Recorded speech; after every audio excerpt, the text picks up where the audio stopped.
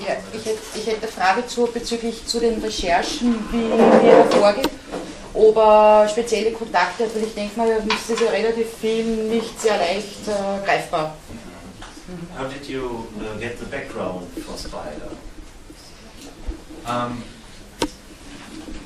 The actual serial killer is drawn from two real serial killers that I interviewed. A man called Dennis Nilsson in the UK. I hope that's not murder. And a man called Robert Badella in America. And what I did was I wrote the crime first of all, and then I wrote the investigation, pieced it in. Should you investigate? Yes. It's okay. Fender is away.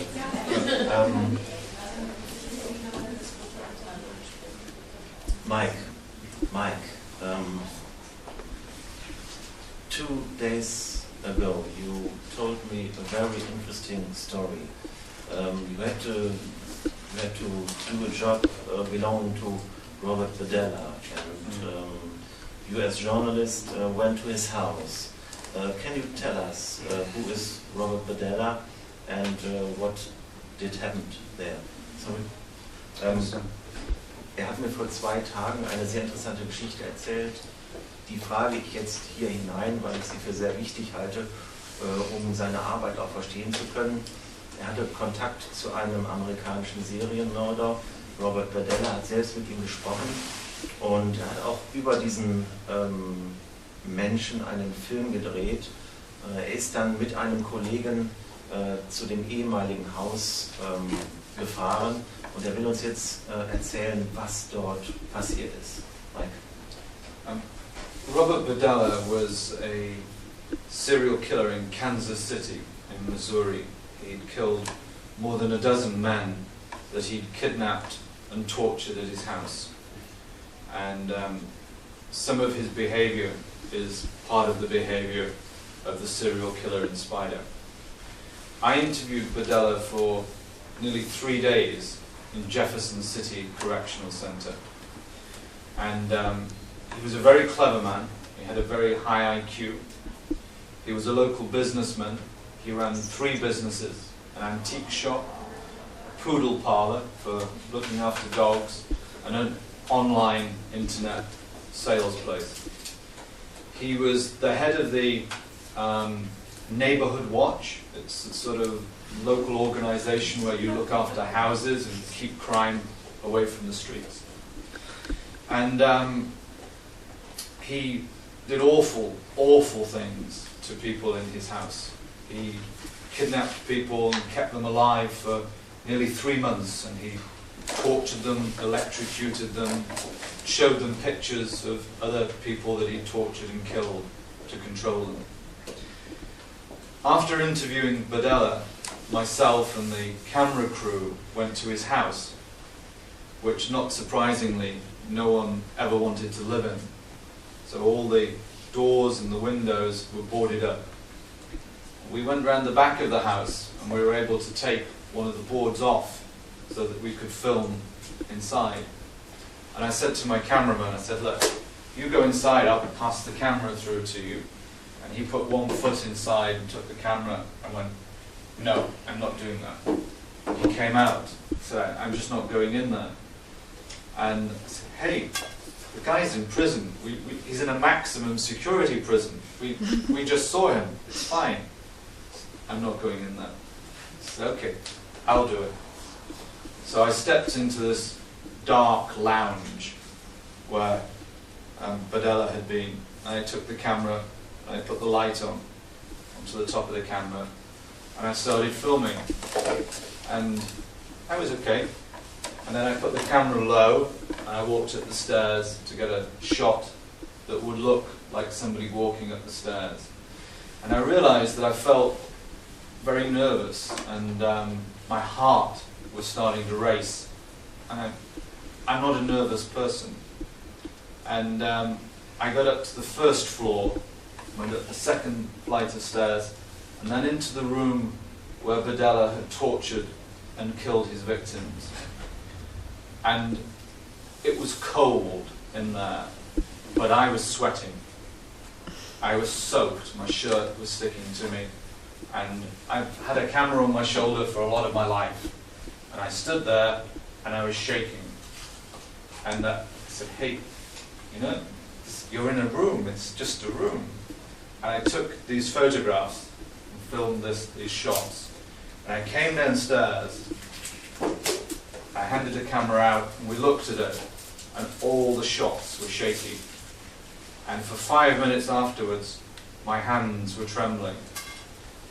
I don't, even to this day, know what that was, whether it was just me being frightened, which is unusual, or whether there was a real evil in that house that was left there from what had happened. But it was a very chilling experience. Ich gebe Ihnen jetzt mal die leicht gekürzte Fassung. Robert Badella war ein Serienmörder in Kansas City, der dort etwa ein Dutzend Männer in seine Wohnung gelockt, dort längere Zeit gequält und schließlich getötet hat. Mike hat mit diesem Täter 3 Tage lang gesprochen und im Anschluss an diese Gespräche, in denen er sehr viel über die Abgründigkeit dieses Menschen erfahren hat, ist er mit einem Kollegen zum ehemaligen Haus gefahren, in dem Badella gewohnt hat. Bezeichnenderweise hat sich für dieses Haus kein Nachmieter gefunden, weil die Dinge, die dort passiert sind, einfach zu grausam gewesen sind. Er hat zunächst einmal seinen Kollegen gesagt, geh mal rein und mach Aufnahmen. Und der Kollege hat sich also standhaft geweigert. Und dann ist Mike, tough wie er ist, selbst in das Haus gegangen und er sagt, das, was er dort an Beklemmung empfunden hat, das sei für ihn ein einmaliges Erlebnis gewesen. Er sagt, er hätte dort mit zittrigen Händen gestanden, es sei ihm kaum möglich gewesen, die Kamera ruhig zu führen. Er hätte Schweißausbrüche bekommen, er sei kein Mensch, der jetzt also besonders ängstlich sei, aber er hätte irgendwann das Gefühl bekommen, dass nicht mehr von dem Menschen, der dort gewirkt hat, etwas Böses ausgegangen ist, sondern von dem Gebäude selber. Und ich darf Ihnen sagen, dass ich so manches Mal, wenn ich an besonders grauenhafte Tatorte komme, ich ähnliche Gefühle habe, weil dann die Dinge, die dort passiert sind und nur noch anhand bestimmter Spurenbilder nachvollzogen werden können, sich dann in meinem Kopf abspielen. Und ich denke, bei Mike wird es ähnlich gewesen sein. Let me ask you a question. Okay. I don't know if you know that in between the next 3 houses up to this door in 1668, there have been killed 25 people. Behind this door, only 3. The Frankels, Moses, Aaron, Solomon. This is one of the most historic parts of our district. My question is on the trick. Which tricks do you have to get into random house? That is a question of an author, a miserable author, who wants to get into an editorial. Möchten Sie das selbst sagen in Deutsch, oder? Ja, also ich meine, versteht jeder. Oh, okay. Wir befinden uns im Ghetto der Leopoldstadt.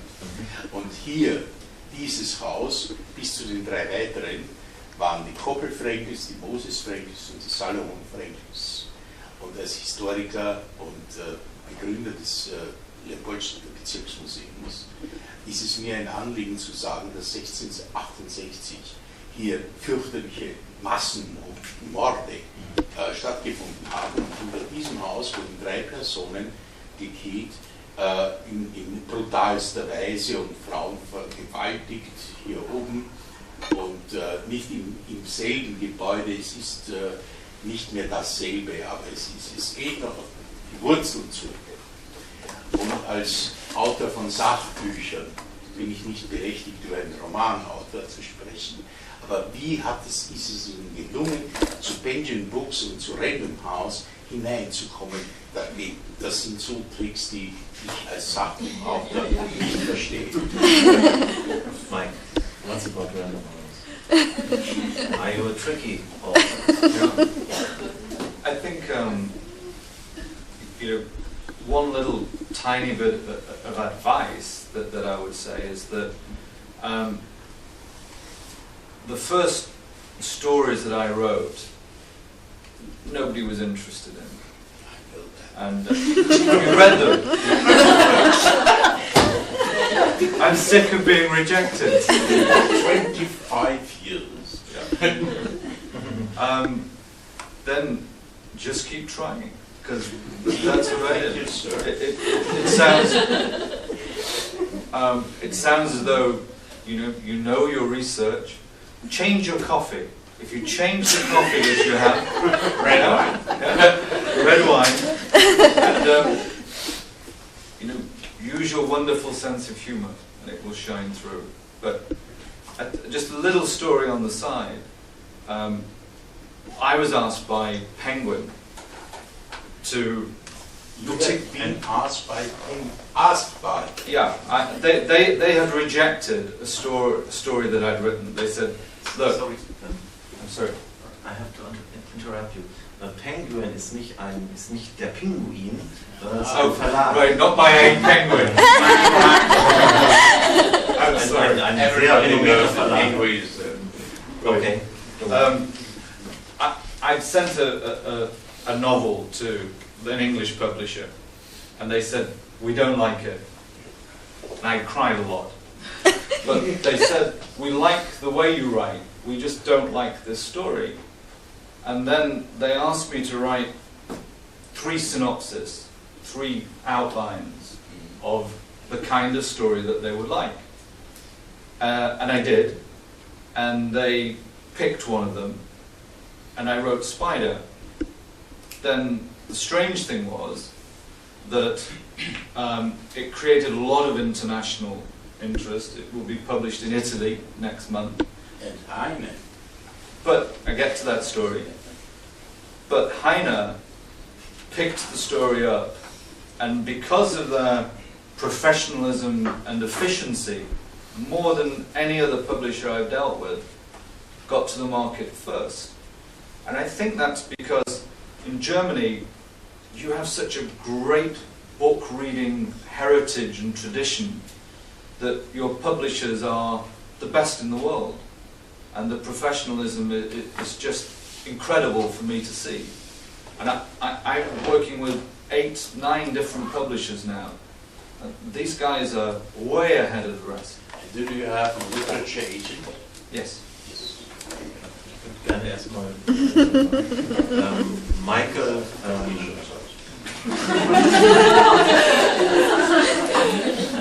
Michael macht ein wenig in Fishing for Compliments. Er sagt, er sei eigentlich, wie jeder andere Autor auch, erfolglos gewesen. Er habe einige Geschichten geschrieben und sei auch ein bisschen verzweifelt gewesen. Nach einem Rezept gefragt, wie er es geschafft hat, zum erfolgreichen Autor zu mutieren. Er sagt ja, es kommt wohl auf die Kaffeemarke an. Wenn es mit dem einen Kaffee nicht klappt, dann würde man einen anderen ausprobieren. Wie ist er?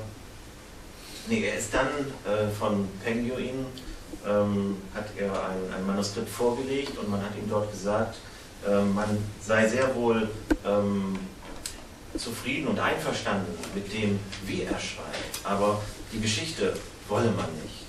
Und dann ist er hingegangen und hat Spider geschrieben, und Spider ist ein ganz wunderbarer Erfolg. Der, und das darf ich sagen, vielleicht wissen das einige von Ihnen nicht, der auch international große Beachtung findet.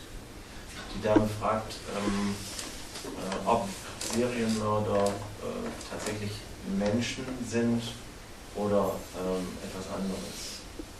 Mike, what do you think about? the really sad thing is that I think for 90% of their characteristics, they're normal. That they move through society looking like everyone in this room. They don't have serial killer stamped on their head. They dress nicely, they behave nicely. But 10% of them, a hidden 10%, that secret 10% that's in their mind and compels them to do things, is very sick and dysfunctional. I was asked a similar question. It's a very good question. And I think there is one characteristic that defines them, and that's a lack of love. And, you know, if you're very lucky, and I think most people in this room are, they've had parents who love them, or they've got a husband, or you've got a wife, or a girlfriend, or a boyfriend that loves you, and that you love, and that it's beyond sex. It's that comfort from holding hands or embracing someone, or the warmth from just sleeping beside someone. And when I talked to the number of serial killers that I did, they didn't have that. They may have engaged in sex with people, but there was no love, there was no warmth, there was no compassion or closeness. And when you take that away, then there's a huge emptiness in life. And I think for those people, that emptiness was too much. Mike sagt, dass wenn man sich das Persönlichkeitsprofil dieser Täter anschaut, dann ist es nach seiner Erfahrung so, dass 90% der Persönlichkeitsmerkmale eben ganz unauffällig sind, aber dass es 10% gibt, die dann den negativen Ausschlag geben. Für die meisten Mitmenschen sind diese Täter eben als solche nicht auszumachen, weil es tatsächlich keine Verhaltensauffälligkeiten gibt, die man jetzt ohne weiteres nur diesem speziellen Tätertyp zuschreiben könnte. Er sagt, das, was ihm besonders aufgefallen sei, ist, dass diese Täter zum einen darunter leiden, dass sie wenig Liebe empfangen. Viel gravierender ist aber, dass sie nicht in der Lage sind, in bestimmten Situationen das zu entwickeln, was wir Empathie nennen, nämlich das Mitempfinden, das Mitfühlen. Und nur deshalb ist es gerade diesen Tätern, die ihre Opfer foltern und die andere schlimme Dinge tun, nur deswegen ist es ihnen möglich, weil in der Regel keine Vorbeziehung zwischen Täter und Opfer besteht. Das heißt, sie brauchen diese Anonymität, um sich besser als Täter in Szene setzen und präsentieren zu können. Und sie sind dann sehr wohl auf der einen Seite, es gibt solche Täter, in der Lage, Familienvater zu sein, Kinder zu haben, auch Freundschaften zu pflegen, aber sie haben irgendwo einen Schalter, den wir bisher noch gar nicht ausmachen konnten, den sie umdrehen können, und dann empfinden sie nichts mehr für die Menschen, die sie dann langsam und qualvoll zu Tode bringen. Und wenn Sie mich fragen, sind Serienmörder Menschen, dann muss ich Ihnen nach all dem, was ich von diesen Menschen erfahren habe, sagen, dass es immer Tragödien sind. Es sind keine Täter, die als Täter geboren werden. Es gibt also keine genetischen Dispositionen, sondern es ist in aller Regel eine Fehlentwicklung, die über lange Jahre hinweg passiert. Es ist nicht immer nur eine Ursache, die dazu beiträgt, sondern es müssen eine ganze Reihe von Komponenten zusammenwirken, damit ein solcher Mensch in solche Grenzbereiche gedrängt wird. Keiner oder kaum einer dieser Täter macht das, was er tut, gerne, sondern es sind Dinge, die aus einer Notsituation heraus passieren. Wir haben es sehr häufig mit Außenseitern zu tun. Das Auffällige daran ist, dass sich diese Menschen eben nicht aus der Sozialgemeinschaft zurückziehen, weil sie dadurch eine bessere Tarnung bekommen, sondern das sind Menschen, die über viele Jahre hinweg immer wieder seelisch verletzt worden sind, die man so ein bisschen ausgegrenzt hat, die sehr früh festgestellt haben, dass sie von der Normalität abweichen, dass sie das auch als belastend empfunden haben. Und deshalb haben sie Angst vor der Sozialgemeinschaft, dass sie immer wieder stigmatisiert werden. Deshalb haben sie ein sehr häufig nur marginal ausgeprägtes Selbstwertgefühl. Und dann passiert Folgendes, dass das ist sehr häufig ein unbewusster Prozess, dass diese Menschen sehr häufig schon bei ihrer ersten Tat bemerken, dass sie etwas Großartiges vollbracht haben. Das können wir nicht nachvollziehen, aber für jemanden, der immer unterdrückt worden ist oder der sich auch freiwillig in eine solche subjektive Außenseiterposition begeben hat, der begreift das jetzt als Chance. Er verinnerlicht das als eine großartige Tat, denn abstrakt gesehen hat er ja auch recht. Kaum ein Mensch ist dazu fähig. Also das, was diese Menschen durch diese Taten bekommen, ist eine soziale Identität. Also verkürzt kann man das so sagen, der Versager ist tot, es lebe der Mörder. Das ist natürlich für uns sehr schwer nachvollziehbar, aber diese Täter denken so. Also für mich sind diese Taten furchtbar und grausam und ich will die auch gar nicht entschuldigen. Und wenn Sie mich fragen, ob es das Böse gibt, dann würde ich sagen, das Böse gibt es nicht, aber es sind böse Menschen. So.